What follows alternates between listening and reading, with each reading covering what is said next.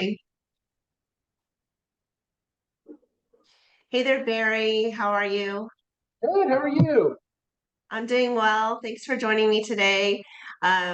So, guys, Barry has a nice presentation he wants to provide, just talking about the benefits of buying now rather than waiting until the future. And he's got some pretty heavy lifting data to back it up, right?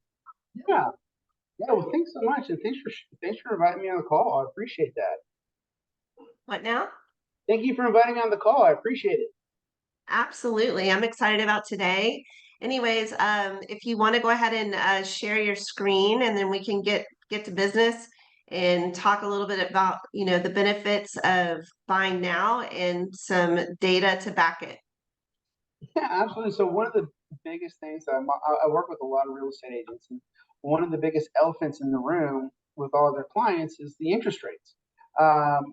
People were concerned about it, and the thing that I wanted to share with you is just having the interest rate conversation with your client up front, and that way we just remove the elephant in the room, and we can talk about where the interest rates are, and our clients can feel more comfortable about buying now.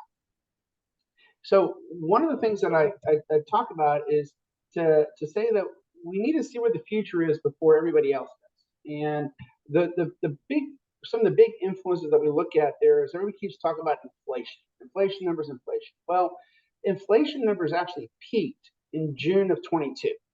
So inflation is actually on its way down. So we can see the future that inflation is going down, but they're not actually reporting all that in the federal government's numbers. One of the reasons for that is because the federal government, the Fed that sets the terms, their reports are lagging. They're going off of reports that may be 6 months old. So we talked about inflation, but here's another one we compare housing costs. So right here is the shelter cost, the apartments. Yes, apartment costs went up right during COVID and at the end of COVID, but they peaked. Again, they peaked in 2022. And they've actually been on a steep decline.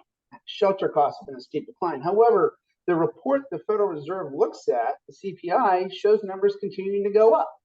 And why do they keep showing it going up, even though housing costs have drastically dropped? Well, the biggest disconnect is that their reports are 6 months lagging. Yes, 6 months ago they were going up, but they're going down now. So We were at the eventually, tail end 6 months ago. That's about right. I mean, exactly about 6 months ago. yeah. So we know where the future is going. It just doesn't become obvious to the government, to the Federal Reserve, that it's not the reports yet. So when we're looking at the inflation numbers, when we're looking at the shelter numbers, we're looking at the CPI index. What we are living through, we're on a roller coaster, and what we're living through, we're on the first cart of the roller coaster. We've already gone over the hill, and it's coming down, and we can see it. We can see the economy slowing down. We can see the price of inflation, the price of housing. We can see that, but the Federal Reserve goes off of reports, and the reports they're reading are 6 months ago. So they still see us going worse. They still see it going up.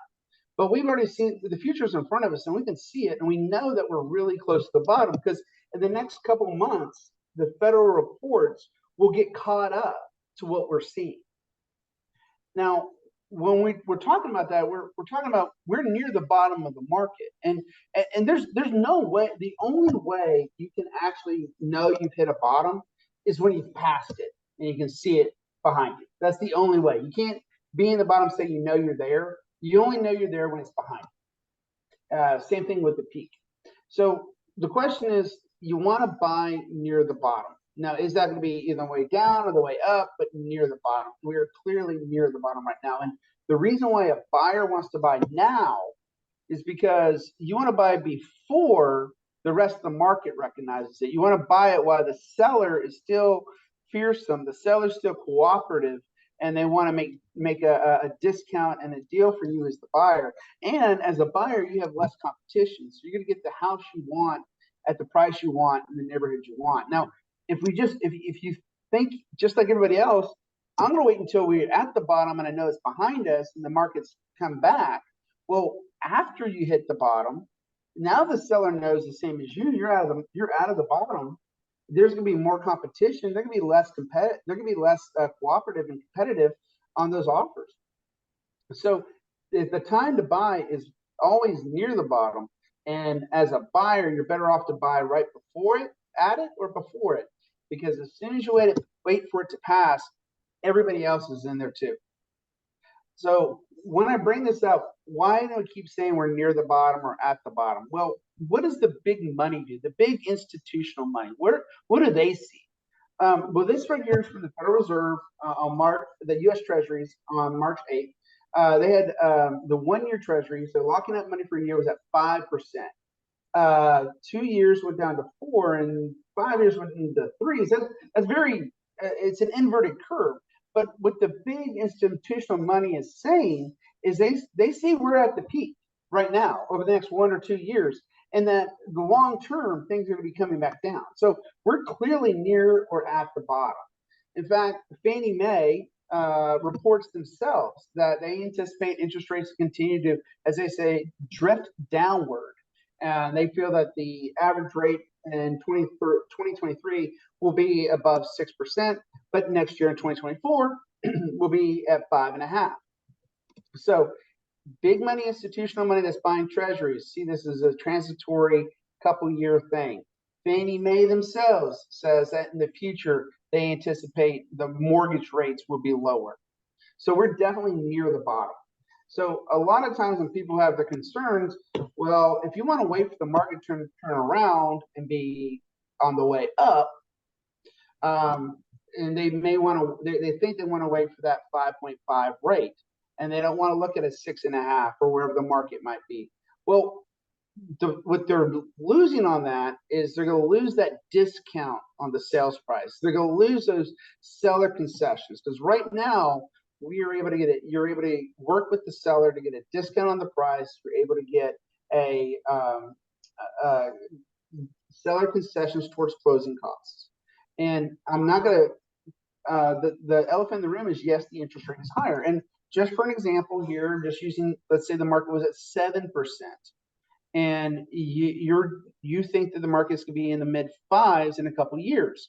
Well, at a $500,000 house, just coming across here, at a $500,000 house, that's almost a $500 a month payment difference, and that's a big payment difference, and I can understand why that can be concerning.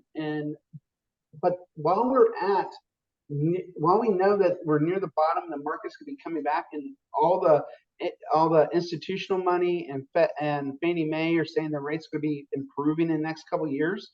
Let's just take that exercise and just say, well, the difference between the 7% and the 5.5 and $500,000 over 2 years, that's $11,000. That's a lot of money, but that's actually only about 2% of the sales price. And if you did it over 3 years, that's about 3% of the sales price. And the reason I bring these numbers up is because we're in a position that you can get a discount on a house. Let's say it was $550, you're able to get it for $500. Let's say it's at $500 and the seller wants to work with you, so they're going to negotiate to pay some of your closing costs. Well, solution one is buy now and work with the seller for a seller concession of that 2 to 3%. And now the seller's concession you can use towards your closing costs to help offset what you anticipate those rates to change in the next couple of years. Or we can look at what's the discount you're getting on the house. Is it a $550 house you're getting for $500? And if you're going to pay that $11,000, well, instead of a 10% discount, you're paying 2% in the difference. So your net's going to be about 8% discount. That's still a great discount on a property. One of the big things that also, when you're buying a home, it's about buying it at the right price. There's an added tax benefit. When these homes that are for sale and the tax value is at $600 and you're getting a discounted sales price at $550, when you close on that house at $550, you'll be able to file with the county, and your purchase price will be the new appraised value. So you're going to be getting a lower tax value. Once you file your homestead, you'll be able to get that 10% homestead discount on your tax rate. as well as once you get your homestead, you're going to be capped at that 10% increase per year. So now's a great time to buy a home because you're going to get one, most likely be able to contest to get a lower tax value based upon what you bought it for, and then you're locking in at a lower value when they start increasing those tax rates. So that's basically some of the things I want to point out about why right now is a really good time to buy, even because we're clearly near the bottom. And where rates are as they are, where they are, I always like to tell everybody when interest rates get scary, you better call Barry. And that's why, because we can talk about your short-term and your long-term goals and discuss what is the right rate to buy, what is the best thing to do regarding rates and closing costs, and what's your game plan 2-3 years out. And then when you're ready to get pre-approved for a home, we just follow a 3-step process. One is to do an application on the website, which is Home Loans with Barry, and we're committed to reach out to you within 24 hours to go over your pre-approval, pre-qualified numbers. And then we'll collect your documents regarding your bank statements and pay stubs, review those within 4 hours and issue your pre-approval letter. And then we work hand in hand with the real estate agent to update that letter for each offer. So as you find different properties, we'll update the letter to match the property address, down payment, and make sure all the numbers match directly with your offer so it comes on as strong as possible. Yeah, definitely. Thank you, Barry. He's definitely my go-to lender for my clients. Very knowledgeable. Barry, are you there? I'm here. Okay, turn your video on. Yeah, my computer might not be. I'm here. Can you do me a favor and go back to one of those slides, or is that too difficult? No, I can. Yeah, let's do that real quick. Yeah. I'm having computer challenges today. I think everyone that's watching understands very well. We've been living in the Zoom for the past 3 years, correct? And we'll pull that up. I was hoping you'd go to the one with the dip. Yeah.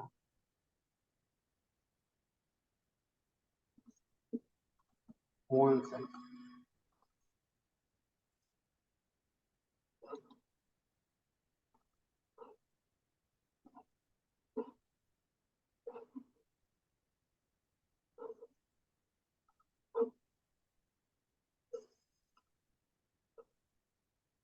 This one?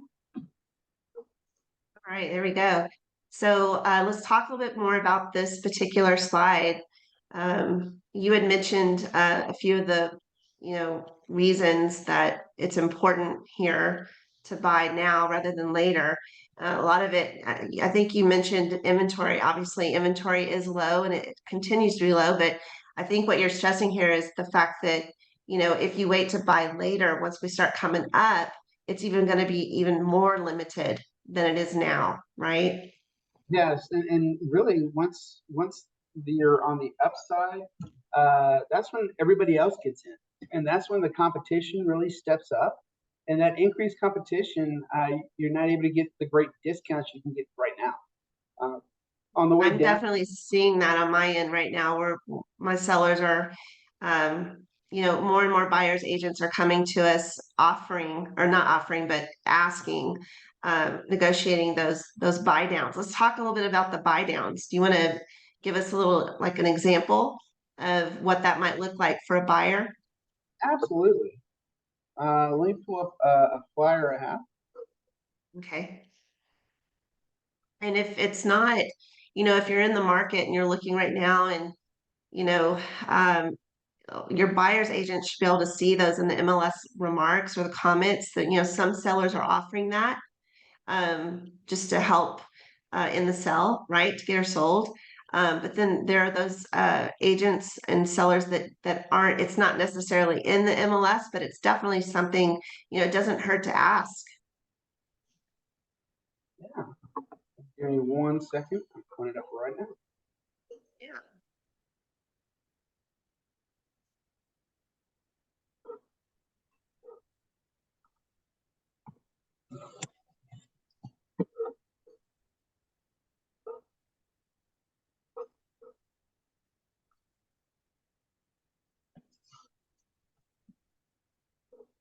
So this right here is this right here is an example of a buy down.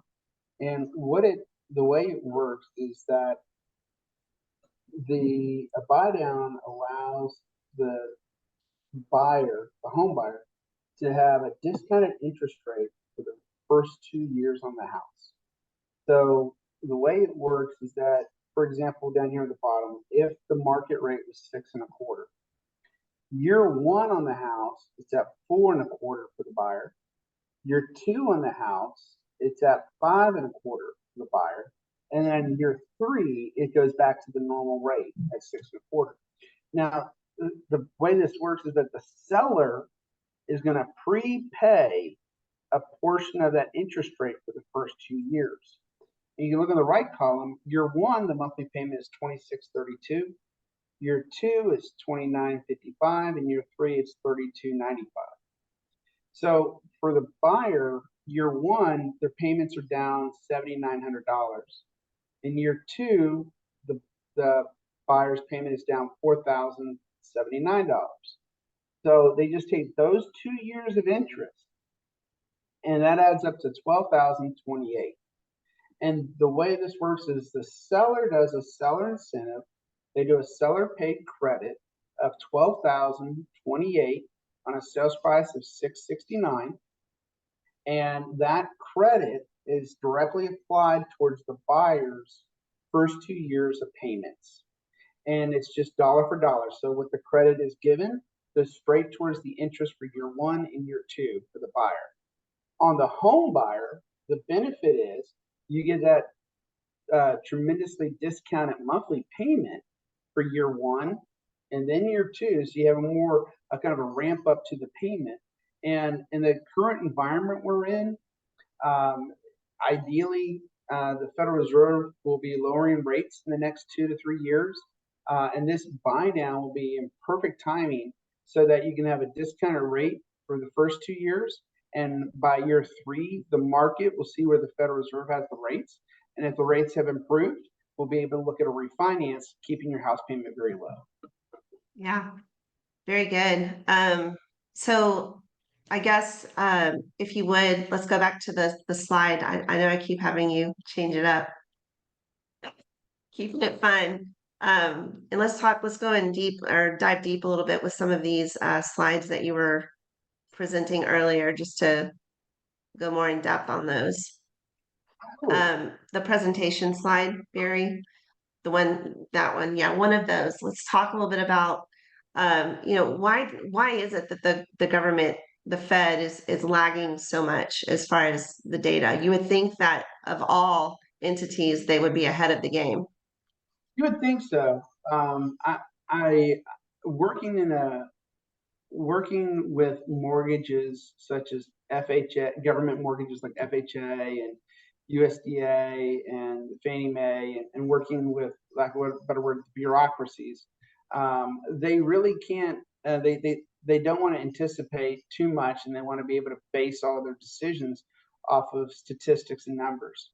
So until it's in a report, they can't act on it. So even though they know that's where things are, they don't want to act on it until they have reports saying that's where things are. So, and it just takes time for those reports to get updated. And those reports can lag up to 6 months.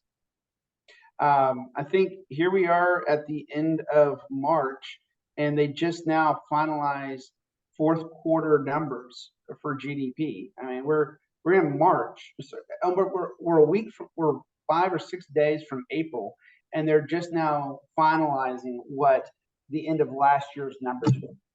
So there's always a lag time for all the reports to get put in. Let's go through there was another slide in there, like maybe to the right of, or after this one.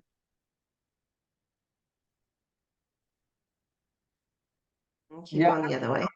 I have some more slides. I think where you're looking at the I had these slides here regarding the national housing. Yeah, let's talk about inventory. So one of the things that we hear from a lot of home buyers, people always just think about what was the last recession we went through and what was the market like. Well, it's apples and oranges or apples and grapefruits. What went through in '07, '08 and that Great Recession is not what we're going through this time. In '08, the reason why we had that big collapse in the housing issues was there was an overbuilt of homes. There were over 4 million homes being built, coming to market being built. So inventory was 4 million homes in '08, and that is completely different than we are today. Our population is larger, and yet we have only an inventory of nationwide inventory of just around 1 million homes. So coming out of this recession this downturn we're in is not going to be like the '08. There is not going to be the collapse that they saw in '08 because one, we don't have 4 million homes in inventory. We have less than 1 million homes in inventory. And the other side of it is our housing demand has increased substantially. So in '07, we had less than 4 million home buyers, first-time home buyers coming to market. We were in the Gen X window of first-time home buyers, and they were dipping. And you can see here on the right side that Gen X, ages 45 to 49, was a dip from their high. So coming out of that '08 recession, there wasn't the demand, and they had way too many homes. Now we look at where we are today. The average first-time home buyer today is at 32 years old. That's right here in the millennials. In the millennials, we're now getting to the peak of the millennials coming to the market. Those millennials are going to be over 4.3 million home buyers, first-time home buyers coming to the market each year. And that is coming to a market that has less than 1 million homes in inventory. So we're actually going to be in a housing shortage of 3.3 million homes per year. And it will continue to be that way until 2030. We will have this shortage until we get through the millennial boom. When we go into Gen Z, even though there are over 4 million people a year at Gen Z, the baby boomers in 2030, the baby boomers will start exiting the homeowners. So we will not have as many houses as we do today available until 2030. And when we bring this up, we say, well, what was it like coming out of the recession? When we look at coming out of the recession the last time, we got out of the Great Recession in 2012. And when we finally turned that corner in 2012, we went from 2012, and within that 1 year of that demand coming to the market, and in 2012, you can see shadowed here, we had 2.4 million homes on the market. And even with 2.4 million homes on the market, we still saw this tremendous appreciation of 8% in a year. Now, we're looking at 2023. If we're going through a similar bottoming out, we're going to bottom out and turn the market. We're going to have less than 1 million homes. So when we had 2.5 times more homes on the market, we saw an 8% appreciation.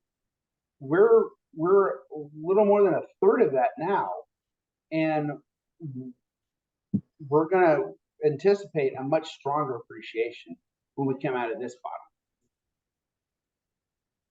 Yeah, very good. Very, very good information.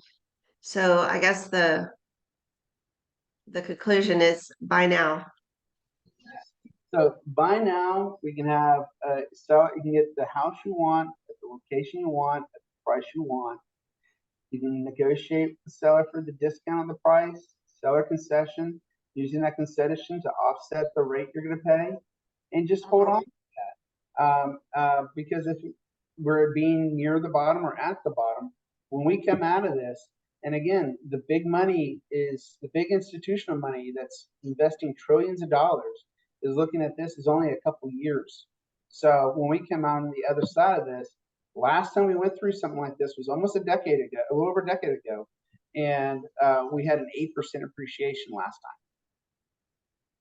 time. Not only are you going to be competing with other, buyers with a limited inventory, which is still the case. I mean, there is still limited inventory. you're going to be competing against, I don't know the exact term, but these hedge funds, correct? These Yeah. investors, like they are fierce. And that is one of um, it was just really hard, when you're representing a buyer, a first time buyer in 21, 22, and we were going up against this hedge fund and they were just winning. It actually, I have to wonder, should it be legal? Well, that's I have another presentation on that. There's a lot of changes happened since then. Open Door and a lot of those Redfin, Open Door, Zillow, they got in the market, and this is my own opinion, commentary, but they label themselves real estate companies, but really they were flipping companies. They were coming in, buying homes, not as a real estate agent, but intentionally buying a home to resell it and flip it in less than a year. So what we were running into certain markets like the Austin market is it wasn't just the home buyer buying, but you were competing against in corporate flipping companies in Open Door, Zillow, and Redfin who were buying homes to immediately put them back on the market as a flip. And that was a tremendous amount of demand that was being brought to the market. And that's one of the reasons why now is a great time to buy, because that huge buying industry has been removed. So there's less Yes. competition for the buyer, better for the buyer, getting better discounts on the sales price, and better seller concessions. I agree. And that is a matter of opinion, but I agree with you. Yeah. So I guess we will go ahead and end it there. Is there anything else you'd like to say? No, I'll just tell you, it's an exciting time in the mortgage industry, and we are coming into spring, and people are buying. We are back to people buying. Now we're having clients applying and submitting offers, and the market it's a back to a normal market, and normal market means pre-COVID. So the market is going back to what it was in 17, 18, and 19. So nice, isn't it? Such a relief. Yes. Yep. So And we're before we leave, one more thing, Barry. Just give us an example today of, what a conventional rate would be for a home loan. Yeah, so just come back here, just to let you know, the interest rates have actually improved. Now, we have gone through a lot of turmoil and volatility in the market, and interest rates were upwards to 7% at one time. The market has since COVID, since Credit Suisse and Silicon Valley Bank, since those have occurred, we've seen, and then the Federal Reserve pulling back the last March meeting, we've seen interest rates being closer to the 6%, and with some closing cost options, seeing rates in the fives. So that was a really good sign that we're definitely getting close to the bottom of this. And once the market comes back under six, we anticipate the market to be really strong. So right now, I recommend is the time to buy because we're definitely seeing the tide turn. There was a time out there, and it wasn't even that long ago, just about months ago, it was at 7.5, and then it got into sevens, and then it's been so volatile. There was a little window in February, they went to fives, and they jumped right back into the sevens, and now they're back in the low sixes. Great to hear. Great to hear. All right, Barry, I guess we'll jump on another Zoom call here in about a month. We're going to try and do this every month and just keep um, our clients educated and the public educated. And if you have any questions, feel free to reach out to myself or Barry. I am Nicole Perry here in Austin, and Barry is Barry Wheeler. And what was your tagline there? When interest rates get scary, you better call Barry. And mine is luxury for everyone. All right, guys, have a great day. Thank you so much, Barry. Thanks, y'all. Bye.